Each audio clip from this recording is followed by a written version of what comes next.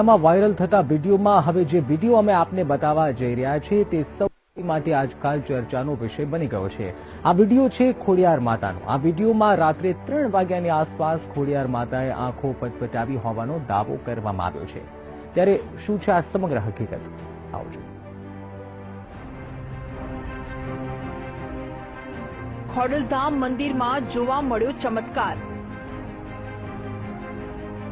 રાત્રે 3 વાગે માતાજીએ આંખો પટપટાવી।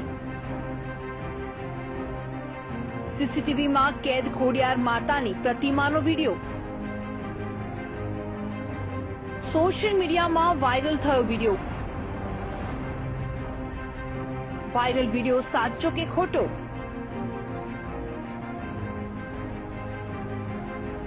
રાજકોટ ખાતે આવેલા ખોડલધામમાં જાન્યુઆરી મહિનામાં ભવ્ય પ્રાણ પ્રતિષ્ઠા કાર્યક્રમ યોજાયો, જેમાં હજારોની સંખ્યામાં લોકો ઉપસ્થિત રહ્યા હતા।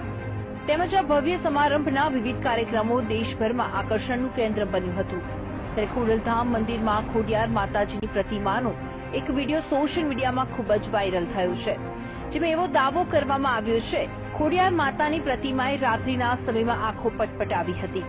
આ વિડીયો સોશિયલ મીડિયામાં વાયરલ થતા અનેક લોકોમાં કુતૂહલ ઉદ્ભવ્યું હતું।